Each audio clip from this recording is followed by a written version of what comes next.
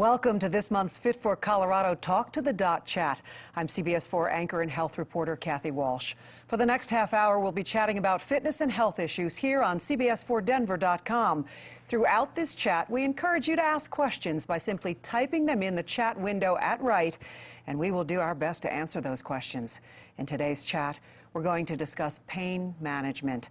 Now, pain is defined as physical suffering or distress, unpleasant sensory and emotional experience, usually arising from actual or potential tissue damage.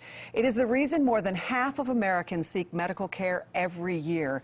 It can be dull, burning, throbbing, stabbing. It can interfere with a person's quality of life and functioning. Joining me today is Dr. Giancarlo Baralot, a neurosurgeon with the pain program at Presbyterian St. Luke's Medical Center, and Kim Gorman, registered dietitian and weight management program director of the Center for Human Nutrition, UC Denver. Dr. Baralot, we understand there are different types of pain. Let's just begin. I wrote a few of them up so that we could follow along. The first one, acute pain. This is the one most of us are familiar with. Let's take a look at some of the ideas behind acute pain. It comes on quickly. That's the thing we know first of all. It can be severe, but it lasts a relatively short time. My understanding is, 3 to 6 months maybe. So, well, I don't know, most of us have had a paper cut or a smashed finger, that kind of a thing. Something that doesn't last very long, and you might have pulled a muscle. Maybe that lasts for 3 to 6 months at the most. Is that about what we're talking about there? Absolutely. Acute pain is a normal reaction that we have built into our body that tells us that something is wrong, so that we go and fix it or have it fixed. If we did not have acute pain, we would be in trouble. And there are conditions where the person does not feel pain. And those people who have that condition don't live past the age of 10 or 12 because something happens and they don't know that they have a broken bone, or they don't know they have a perforated bowel or appendix. And so pain is a very useful built-in mechanism that we have that warns us that something is wrong and we have to go and fix it. But it's something we certainly don't enjoy and we'd like to get rid of it. So how do you treat acute pain? Well, acute pain, there's two ways you treat acute pain. One way, you try to fix what caused the pain. So if you have a sprained ankle, and you just take pain pills, it's not going to do it. You have to immobilize the ankle. If you break a bone, you have to immobilize that. So you treat the cause of the pain, and then in the meantime, while the healing is occurring, you give medications that help with the pain itself, because sometimes the pain is too much. And these are the things we all know about, the ibuprofens, the acetaminophen, things like that, correct? So-called analgesics that reduce the pain signals. Okay. Kim, you can also take care of some of that type of pain with exercise, with diet. Explain. Well, I think with acute pain, certainly if it's an injury type, you're going to wait till that thing rests, or you modify your activity at that time. Some people have told me, I couldn't exercise because I hurt my wrist. Well, how are your feet doing? Well, the feet are okay, so they have the ability to kind of change the exercise routine around. I think it's looking at, mitigating whatever the acute pain is and dealing with it, letting your body heal. Being willing to be flexible with your physical activities, so you can find some different activities to do in the meantime. It's more of the behavior. If you're used to getting up and moving each day, you want to get up and move each day. And I think being overweight can no doubt aggravate some pain. Oh, without a doubt. We have knee pain, ankles, hips. We have a lot of issues in that regard with overweight. And so, when we're trying to reduce body weight, we're really looking at what calories we're eating. And that, if you have acute pain going on at that time, you can still work on your diet. And we can talk about some small changes with calorie reduction. Go ahead, tell us some Well, of I brought a couple, three, I think, pretty fantastic ones. I always say number 1, 2, 3. So if we were to look at any sweetened beverages or calorie beverages in one's diet, if we were going to take one of them out and replace it with water, you could stand, this is once a day, you could stand to lose 10 to 15 pounds over the course of a year if you changed one. Another, I think, these are neat products that are out now. These are spritzers, salad spritzers. If you were to replace 2 tablespoons of regular dressing with a spritzer and you're doing a salad once a day, you're going to save 100 calories a day. And now the spray butters. If you're going to replace 1 teaspoon with a spray, now you're going to save 50 calories every time you use that. There's also, there's a list of 100 ways to cut 100 calories out on our AmericaOnTheMove.org website. Sure, and just a little bit can go a long way. Yep. Let's talk about this next level of pain that a lot of people are very concerned about, chronic pain. Pain that persists or progresses, often resistant to any kind of a medical treatment. In this particular case, some of the things I've read about: degenerative disc disease, neck pain, other types of back pain, fibromyalgia, arthritis, even the pain associated with cancer. How do you describe chronic pain, doctor?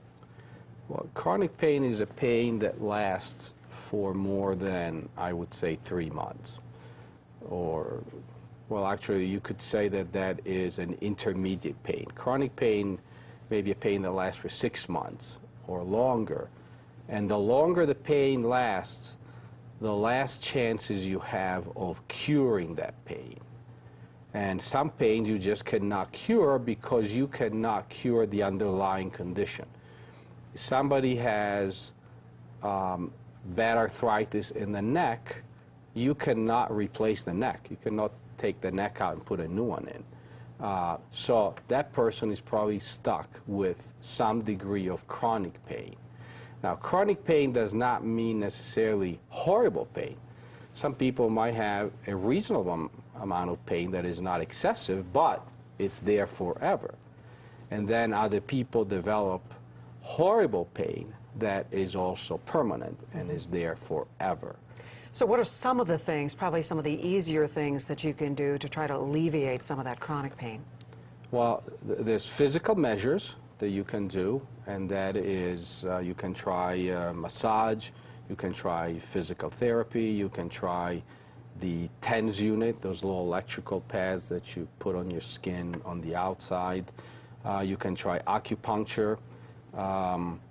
Then there is medical treatments with medicine. You can take drugs that reduce the pain, and those drugs can be divided into the regular analgesics that you can take over the counter, or the narcotic analgesics that require a physician's prescription. And those are much more powerful, but they're also more dangerous. Absolutely. People worry about that. Your doctor gives you a prescription. You go, am I going to get hooked on this? This is not where I want to go. Absolutely. And the narcotics might have a potential for addiction if you take them for a long time. And that has a lot to do also with the personality of the person. Some people have an addictive personality, and even if they take them for a short time, they might get addicted to it. Other people, they don't have an addictive personality. They might take them for years, and then if the pain goes away, then they can come off of them. The other issue with narcotics is that they do have significant side effects on the body. And so it's not only the addiction issue, it's also that they blunt your intellect. So most people that are professionals, they find that they cannot function properly when they're taking narcotics. Their memory is less, their ability to be sharp is less. And then narcotics have a significant impact on your bowel function. And they can give you a constipation that you can never get rid of. So you trade one problem for potentially many others. Absolutely, and we see a lot of patients that come to us and they say, yeah, the narcotics helped me with the pain, but now we have a whole series of other issues that we didn't have before, and we're not sure which one is worse, whether the treatment is worse than the original problem. We'll get back to that, and I'd like to go on to another type of pain that I know you deal with specifically, but first let's go to a few questions. Kim, I think this is for you. You may have answered it. If you want to go into it a little bit, that's fine too. Major Pain asks, what are your biggest bang for the buck small changes I can do with food or exercise that will get me on the right track? Yeah, absolutely. I think if one were to look at their diet, because we know that weight loss is going to come from the calories that we're eating, less in terms of the physical activity. But if you looked at one thing, we all have something that we can improve in how we're eating. We'd like to target that one behavior and make an exchange so that the calories come down a little bit. Let's reduce reduce it a little bit. And again, the sugar beverages is key. It's all the time. I see the sugar beverages or alcoholic beverages. That's something too that could be swapped out. So that's the easiest way to start seeing some weight management. And then in terms of physical activity, you're looking for something that fits routinely, like brushing your teeth, something that fits if it's pain that you're trying to deal with, something like the Arthritis Foundation has an aquatics program. So it's warm water exercise. They're mild movements. They have lifts if need be, but it's something that you can fit into your lifestyle, but it works also with the condition that you're trying to contend with. Absolutely. Blue Hen wants to know, often after lifting weights or running, I have a sharp pain in my back the following morning. Am I doing something wrong? Is too much aspirin the next morning a problem? He could be doing something wrong, and I think that he should maybe see a trainer or somebody that can look at the body posture, because if you exercise and then you have severe pain, obviously you're not doing the right thing. Soreness is okay. If we all exercise a lot, we all get sore. That's okay. That's different from a sharp pain in the back, which should be investigated. Do you recommend aspirin for pain? I recommend trying to figure out why he has the pain. And if everything checks out okay, then maybe he should change the way he's doing exercises. I think the perfect description we had when you said acute pain, that's something that lets us know that something was wrong.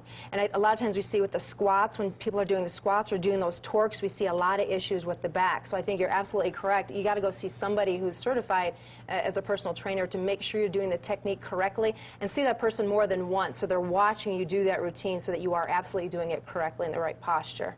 All right, here's one from Robert. Can a chiropractor be a solution to back pain? A chiropractor can be extremely useful, and I do refer patients to chiropractors. Chiropractors have limitations. They cannot, if somebody has a huge herniated disc in the back, a chiropractor is probably not going to help with that. But for most people, I think a chiropractor is a very good starting point. Okay, and here's one from Pillsbury. Can excessive ibuprofen, I've heard this a lot, cause kidney or liver damage short-term and or long-term? It can. The liver damage has been connected more to Tylenol. If you take a lot of Tylenol, you could die from liver failure. And now with the Motrin and the Advil, you can have that, but that's more in the long run than in the short run. So again, you need to go with a professional. You need to go to your doctor and say, I've got this sort of pain, try to figure out the source, and then figure out how to deal with it. I think medicating yourself sometimes is the wrong thing to do. Absolutely. Okay. You know, I'd like to talk about a type of pain, neuropathic pain. Signs of the injury are gone, but certain nerves continue to send pain messages to the brain, even though there is no ongoing tissue damage. Dr. Barilot, your specialty really is helping individuals with this long-standing severe type of pain that really ruins their lives. And we did a story with you not long ago in 2006. Correct. I think it will give people an idea of what you do. So let's take a look at the story of this young man dealing with excessive pain. I want to see the inside smile. The Becker family is excited for 17-year-old Nick. Nancy and Dan are hoping that the pain-racked son they are sending into surgery will emerge a new person. I'm just looking forward to getting my normal boy back. In March 2005, Nick twisted his right knee skiing. It hurt, but I kept skiing. Months later, it still hurt. No surgery, physical therapy, or routine pain relievers could help. They decided that I had neuropathic pain, which is pain for no reason. Nerve pain. It's been 18 months and the agony remains. My pain is a severe, dull, throbbing pain. So constant and excruciating that the teen who loved the outdoors and horsing around has become nearly housebound. He is dependent on more than a